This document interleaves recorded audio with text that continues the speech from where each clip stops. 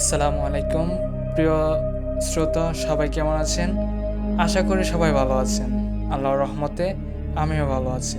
আজকে যে ঘটনাটি আপনাদের সাথে শেয়ার করতে যাচ্ছি, তা আমি যখন তাবলিগ জামাতে গিয়েছিলাম ঠিক সেই সময়ে ঘটনাটি ঘটেছে। ঘটনাটি আমার সাথে ঘটেছে। আমি ভাবলাম যে আপনাদের সাথে শেয়ার করলে সেটা আমারও ভালো লাগবে বা আপনারা শুনলে আপনাদের কিছুটা ভালো লাগতে পারে। সেজন্য চাইতেছি যে আপনাদের সাথে ঘটনাটা শেয়ার করতে। তো আমি সরাসরি ঘটনায় চলে যাচ্ছি। মসজিদের নাম শিকদার বাড়ি জামে মসজিদ।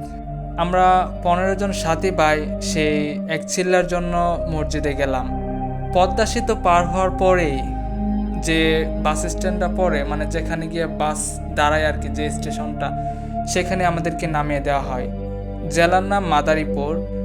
সিল্লাতে যাওয়ার একটা লিস্ট দেওয়া হয়, কোন কোন মসজিদে যাব সেরকম একটা লিস্ট দিয়ে দিলে আমরা সেই লিস্ট অনুযায়ী মসজিদে গেলাম আর কি।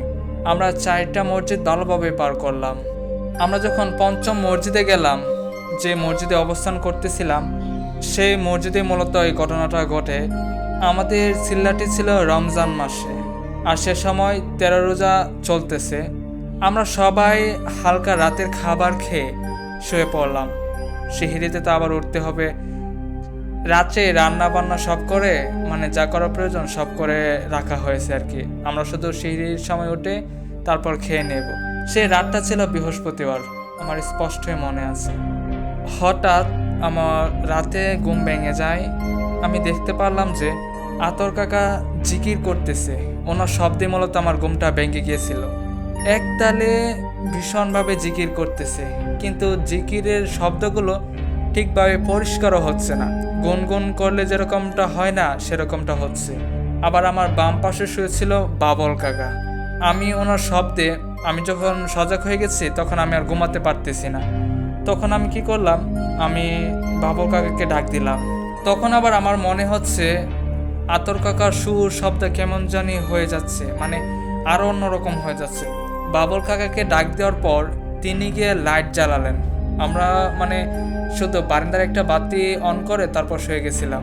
মসজিদের লাইটগুলো নিভিয়ে তারপর শুয়ে আর কি, আলো থাকলে তো আর সহজে ঘুমানো যায় না। তিনি লাইট জ্বালানোর পর আমি দেখতে পারলাম যে আতর কাকা শুয়ে আছে। আমি কিছুটা অবাক হয়ে গেলাম। তখন বাবল কাকা আমায় বলল, কে জিকির করতেছে? আমি তখন বাবল কাকাকে বললাম, আতর কাকা না জিকির করতেছিল, এখন দি মনে হচ্ছে উনি ঘুমাচ্ছেন। বাবল কাকা আমাকে আর কিছু না বলেই তিনি আবার বাতিটা নিভিয়ে উনি গিয়ে ওনার জায়গায় আবার শুয়ে পড়ে। তখন আমি ঘড়ির দিকে তাকালাম যে 2টা বাজে, সমান 2টা বাজে। আর কিছুক্ষণ পরে আমাদেরকে ডাক দেওয়া হবে সিহরি খাওয়ার জন্য। আমার মনে হলো একটু পরে আবার উঠে যাবে, সেই জন্য হয়তো তিনি ঘুমের রাগে তেমন আর কোনো কিছু ভালো করে এটাকে মাথায় আর ক্যাচ করেননি যে আমি যে ওনাকে বললাম যে আতর কাকা আবার শুয়ে পড়েছে, জিকির শব্দ হচ্ছিল। উনি এটাকে তেমন আবার গভীরভাবে নেননি। আমি আর কিছুই বুঝতে পারতেছি না যে আসলে কি হয়েছে, আতর কাকা কেন বা এরকম করলেন। আরও যে কয়দিন আমি জামাতে আসি, থাকতেছি, এরকমটা তো আগে কখনো করতে দেখিনি। আমিও গিয়ে শুয়ে পড়লাম, যেহেতু এখানে কোনো কিছু আর বুঝতে পারতেছি না। সিহরির সময় আমি আতর কাকাকে দেখলাম, তিনি একদম নর্মাল, মানে বাকি যে কয়দিন ওনাকে যেরকম দেখেছি তিনি সেরকমই আছেন। মানে আজকে যে উনি জিকির করলেন, আমি যে ওনাকে একটা অদ্ভুত দেখলাম, এটা আরও আমার মনে হচ্ছে না। আমার কিছুটা আবার ভয় হতে লাগলো যে আসলে রাতে কি হয়েছিল। আমি একবার ভাবলাম আমির সাহেবের সাথে ঘটনাটা কি শেয়ার করব। পরে ভাবলাম যে উনি জানি আবার কি বলে। পরে আমি আমির সাহেবকে সকালে আর কিছুই বলিনি। পরের দিন রাতে আমাকে তামজিদ ডাকতেছে। সে আমার সাথী ভাই, সে আমার সমবয়সী। মানে সে তখন আমায় ডাকে বলতেছে যে তানিম, এরকম শব্দ কই থেকে আসতেছে। জামাতের মাঝে আমি আর তামজিদই ছোট, আর বাকিরা সবাই আমাদের চাইতে বড়, কিছুটা বয়স্ক। মানে আমি আর ও একমাত্র ইয়াং, যাদের বয়স 18 কিংবা 19 এরকম। তামজিদও ইন্টারে পড়ে, আমি ইন্টার সেকেন্ড ইয়ারে পড়ি, ও ফার্স্ট ইয়ারে পড়ে। তামজিদের সাথে আরও 2 জন ছিল, তারা 10 দিন থেকে জামাত থেকে পালিয়ে এসে পড়েছে। তারাও ইন্টারেই তামজিদের সাথে পড়াশোনা করত। তামজিদের এখান থেকে 6 জন এসেছিল, আর আমি ছিলাম অন্য জায়গার। একই থানার বিভিন্ন স্থানের বিভিন্ন ওয়ার্ডের মিলিয়ে, পৌরসভার মিলিয়ে তারপর আমাদের একটা জামাত তৈরি করা হয়। সেই জামাতটাই আমরা ওই জায়গায় গিয়েছিলাম। প্রথমে 17 জন ছিল, তারা 2 জন এসে পড়ার কারণে আমরা 15 জন এসে দাঁড়াই। তামজিদের কথায় আমি উঠে বসলাম। আমরা দেখি শব্দটা মসজিদের বারিন্দা থেকে আসতেছে। তামজিদ আমাকে নিয়ে বারিন্দায় গেল, আমিও তার সাথে গেলাম। আমরা দুজনেই দেখতে পারলাম যে আতর কাকা আজ সেই গত রাতের মতোই তিনি জিকির করতেছেন। আমরা এই মসজিদে এসেছি আজ 2য় দিন, 2 দিনেই তিনি এরকম করতেছেন। আমি তামজিদকে বললাম তিনি গতকালকেও এরকম করেছিলেন। তামজিদ আতর কাকাকে ডাক দিলেন, কিন্তু তিনি কোনোভাবেই আমাদের কথা শুনলেন বা আমাদের শব্দে তিনি সায় দিলেন না। আমরাও আতর কাকাকে তেমন একটা বিরক্ত করলাম না। তিনি যেহেতু আমাদের কথা শুনছেন না, আমার মনে হলো তিনি এতটাই দেনে নিমগ্ন আছেন যে আমরা যে তাকে ডাকতেছি তিনি কোনো শব্দই যেন পাচ্ছেন না, তিনি কিছু যেন শুনতে পাচ্ছেন না। আমি তামজিদকে বললাম উনি মনে হয় শুনবেন না, চলো আমরা গিয়ে শুয়ে পড়ি। তামজিদ আমাকে বলল আমি সাপকে ডাক দেব। আমি বললাম আমি সাপকে ডাক দেওয়া লাগবে না, এখন উনি ঘুমে আছেন, ডাক দিলে কি জানি মনে করেন, চলো আমরা গিয়ে ঘুমিয়ে পড়ি। আমরা সেই ঘুমিয়ে পড়লাম। প্রথম দিনের মতো 2য় দিনটা আমাদের চলে গেল। আতর কাকার সেই প্রথম দিনের মতোই আমি 2য় দিনটাও দেখতে পারলাম এরকম অবস্থা।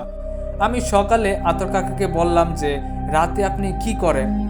আতর কাকা আমাকে বলল রাতে আবার কি করতাম, মানে আমি তো রাতে ঘুমিয়ে থাকি। আমি ওনাকে বললাম আপনি তো রাতে জিকির করেন। উনি আমাকে মানে একটা ধমক দিয়ে বললেন যে ওনার যে রাতে উনি একদমই ঘুম থেকে ওঠেন না, উনি ঘুমিয়ে থাকেন। তিনি আমার প্রত্যেকটা কথার উত্তর দিচ্ছেন না। আমি ওনার সাথে তেমন বেশি কথা বাড়াইনি। তামজিদ আবার আমি সাপকে গিয়ে সবকিছু বলার পর উনি বলে যে আমাকে কেন ডাক দিলে না, তোমরা আমাকে ডাক দিতে পারতে, যদি আবারও এরকম হয় তাহলে আমাকে ডাক দিবে। পরে তামজিদ বলল যে আচ্ছা যদি এরকম হয় তাহলে আপনাকে ডাক দিব। এর পরের দিন সেই একইভাবে আবারও আতর কাকা জিকির করতেছেন। আমরা একটা মসজিদে 3 দিন অবস্থান করি আর কি।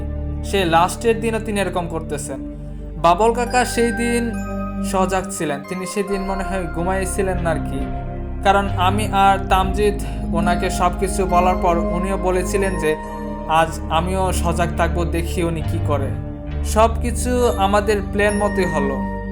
আতর কাকা যখন রাতে জিকির করতে বসলো, মানে তিনি যখন জিকির করতেছে, বাবল কাকাকে তার শরীরে ধরলো। আমি এমনটাই দেখতে পারলাম। আর বাবল কাকা যখন আতর কাকার শরীরে ধরলো তখন তিনি চুপ হয়ে গেলেন, আর কোনো কথা বললেন না। বাবল কাকা তখন বলল যে তোমার লাগে কি আমরা ঘুমাতে পারবো না? পোলাপান একটু ঘুমাইতে পারে না, তুমি এরকম করতেছো 2 দিন যাবৎ, তুমি এরকম শব্দ করো কেন? তুমি মনে মনে জিকির করলেই তো পারো। আমি শুধু বাবল কাকাকে এটুকুই বলতে শুনেছিলাম। কিন্তু যখন সিঁড়ি খাওয়ার সময় হয়, আমি সাহেব যখন আতর কাকাকে ডাক দিলেন, তিনি শোয়া থেকে উঠলেন না। আতর কাকার বয়স আনুমানিক 45 বা 46 এরকম হবে। উনি বললেন আমার শরীর ভালো না, আমার সারা শরীর কিরকম জানি করতেছে, তিনি শোয়া থেকে উঠতে পারতেছেন না, এরকম একটা অবস্থা। তামজিদ আতর কাকার কাছে গেল, সাথে আমিও গেলাম। তাকে আমরা শোয়া থেকে উঠাতে পারতেছি না, মানে ওনার শরীর বার হয়ে আছে, শক্ত হয়ে আছে, এরকম একটা মনে হচ্ছে। আমি বললাম আপনার হঠাৎ কি হয়েছে? আমি সব তখন আতর কাকাকে বললেন আচ্ছা তোমাকে আজ উঠতে হবে না, তুমি ঘুমিয়ে থাকো, যদি রোজা রাখতে পারো তাহলে রাখবে, আর যদি কষ্ট হয় তাহলে তো আর কিছু করার নেই। তখন আমির সাহেব আবার আমাদের বললেন তোমরা গিয়ে সাহারি খাও, তারপর আবার ঘুমিয়ে পড়বে। আমরা সবাই বলতে লাগলাম যে হঠাৎ আতর কাকার কি হয়েছে। তামজিদ আমায় বলে উঠলো কি ব্যাপার, আতর কাকার এমনটা হয়েছে কেন? আমি বললাম তা কি করে বলবো, কিছুই তো আর বুঝতে পারতেছি না, হঠাৎ করে তার এরকম হয়ে গেল। সকাল হলে আতর কাকা আমাদের বলতে লাগলেন যে বাবল আমাকে মেরে শেষ করে ফেলেছে। আতর কাকার এই কথা শুনে আমি মাথায় হাত দিয়ে অবাক হয়ে গেলাম, কি বলে এসব? তখন তো একটা হইচই অবস্থা হয়ে গেল আমাদের জামাতের মাঝে, যে বাবল কি করে আতর সাহেবকে মারলো, আতর কাকাকে মারলো। জামাতে একটা গন্ডগোল লেগে গেল। আমির সাহেব আতর কাকাকে জিজ্ঞাসা করলো বাবল তোমাকে কেন মারবে? আতর কাকা বললেন কাল রাতে বাবল আমাকে ভীষণভাবে পিটাইছে, মারধর করছে। আতর কাকা তার পাঞ্জাবি খুলে আমাদের দেখাচ্ছেন যে কিভাবে বাবল কাকা ওনাকে মেরেছে। আমরা কাছে গেলাম, তামজিদও গেল আমার সাথে সাথে। আমরা গিয়ে দেখতে পেলাম যে আসলে আতর কাকার শরীরে আঘাতের চিহ্ন, দাগ লেগে আছে, ওনার পিঠটা একরকম ফুলে আছে। আমির সাহেব বাবুল কাকাকে ডাকলেন। তিনিও মানে একটা রাগান্বিত অবস্থায় হয়ে আছেন যে আতর কাকা ওনার উপর কি অপবাদ দিতেছেন, মানে উনি খুব একটা রাগান্বিত অবস্থায় আর কি। তখন আমির সাহেব বাবুল কাকাকে ডেকে বললেন যে তুমি কেন আতরকে মারলে? তখন তিনি বললেন যে বাবুল কাকা, আমি আতর ভাইকে কেন মারবো? আমি ওনাকে মারতে যাব কেন? আমি কি পাগল নাকি? রাতে আতর ভাই জিকির করতেছে, পরে আমি ওনার কাছে গিয়ে বললাম যে উনি যেন আস্তে জিকির করে, শব্দ করে জিকির না করে। আতর ভাইয়ের কাছে তো আমি শুধু এটাই বলেছি, আর আমি শুধু ওনার শরীরে হাত দিছি, মানে ওনাকে একটা ধাক্কা দিছি যে উনি জিকির করতেছে, ওনার শরীরে স্পর্শ করছে, আমি তো ওনাকে মারিনি। তখন আমির সাহেব তামজিদকে জিজ্ঞাসা করলেন যে কি হয়েছিল ঘটনাটা, সবকিছু আমির সাহেবকে বলার জন্য। পরে তামজিদ বললেন যে বাবুল কাকা যা বলেছে তা সত্যি বলেছে, উনি শুধু যে আতর কাকাকে জিকির আস্তে করতে বলেছে, উনি তো আতর কাকাকে কোনোভাবে মারেনি। পরে আমির সাহেব বললেন যে তাহলে এখানে কি ঘটনা হয়েছিল, এটা তো কিছুই বুঝতেছি না, যে ওনার শরীরে দাগ লেগে আছে, মারার চিহ্ন আছে, আসলে কি হয়েছে আমি নিজেও তো কিছুই বুঝতে পারতেছি না। তখন আমির সাহেব আমাদের বললেন যে তোমরা কেউ আর আতর ভাইয়ের কাছে আসবে না, আমি দেখতেছি এটা কি হয়েছে। সেদিন আমরা অন্য মসজিদে চলে যাই, আতর ভাইকে দরাদরি করে নিয়ে যায় আর কি অন্য মসজিদে। নতুন মসজিদ যাওয়ার পর আতর কাকা আস্তে আস্তে একদম নর্মাল হয়ে পড়েন। আমার মনে হলো যেন তিনি একেবারেই সুস্থ হয়ে গেছেন, মানে ওই মসজিদে যেরকম অবস্থা ছিলেন নতুন মসজিদে এসে তিনি একদম সুস্থ, কোনো সমস্যাই যেন ওনার নেই। নতুন মসজিদে আসার পর রাতের বেলায় তিনি কোনো জিকিরও করেন না। পরের দিন আমি আমির সাহেবকে বললাম যে আতর কাকা আজ রাতে দিয়ে কোনো জিকির করেন নাই, কিন্তু তিনি না জিকির করতেন, আজ কেন করেননি? আমির সাহেব বললেন আতর ভাইকে মনে হয় জিনে ধরেছিল ওই মসজিদে থাকাকালীন সময়। আমি বললাম জিন মানে? আমি তো কিছুই বুঝলাম না যে কিসের জিন ধরলো। তখন উনি বললেন ওই মসজিদে কোনো জিন ছিল, সেই জিনও আতর ভাইয়ের সাথে একসাথে নিয়ে জিকির করেছিল, সেরকমটাই মনে হয় হয়েছিল। উনিও মানে সেটা সঠিকভাবে কি হয়েছিল সেটা তার আমরা কেউই আর জানি না। হয়তোবা সেই রাতে বাবুল ভাই আতর ভাইয়ের শরীরে স্পর্শ করলে তাদের জিকিরের ব্যাঘাত ঘটে, সেজন্য আতর ভাইকে জিনেরা মারধর করেছে। আমি আমির সাহেবের কোনো কথাই বুঝতে পারলাম না। আমি বললাম যদি জিনেরাই তাকে পিটায় তাহলে এই মসজিদে কেন এসে তিনি জিকির করেননি বা জিনেরাও তাকে পিটায়নি? তখন আমির সাহেব আমাকে আবার বলল হয়তোবা জিনেরা এই মসজিদে আসেনি, এই মসজিদ তাদের ভালো লাগে না, সেজন্য তারা এই মসজিদে আসেনি, সেই কারণে হয়তোবা আতর ভাইয়ের সাথে আর জিকিরে ওরা বসে না।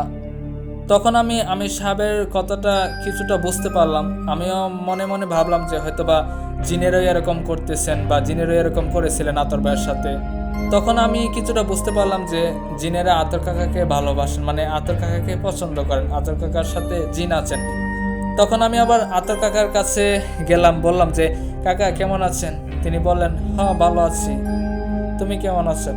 মানে স্বাভাবিকভাবে যেরকমভাবে আমরা কথাবার্তা বলি সেরকমভাবে উনি আমার সাথে কথা বলতেছেন আর কি। আমি ওনাকে জিজ্ঞাসা করলাম গত রাতে আপনার সাথে কি হয়েছিল ওই মসজিদে থাকতে? তিনি বললেন তুমি জানো না, আবার বলতে এসেছে কি হয়েছে? মানে আমি দেখলাম যে উনি একটু রাগান্বিতর মতো হয়ে যাচ্ছেন আর কি আমার এই কথাটা শুনে। ঠিক তখন আবার আমির সাহেব আমাকে আতর কাকার সাথে বসা দেখে তিনি আমাকে ডাক দিয়ে নিয়ে গেলেন আর কি। আমির সাহেব তখন বললেন যে আতর কাকার সাথে বেশি একটা কথা বলো না, এরকমটা আমির সাহেব আমাকে বললেন আর কি। এরপরে আবার তামজিদে গিয়ে আতর কাকাকে বলে যে আপনি খুব ভালো জিকির করতে পারেন।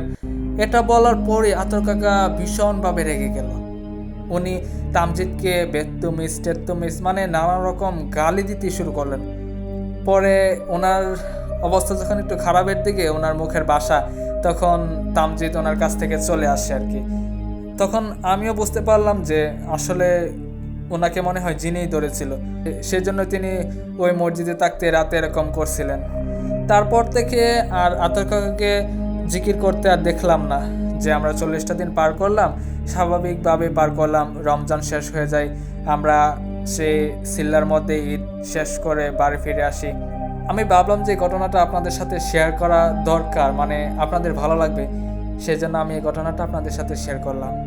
যদি ঘটনার মাঝে কোনো ভুল ভ্রান্তি হয়ে থাকে তাহলে ক্ষমার দৃষ্টিতে দেখবেন।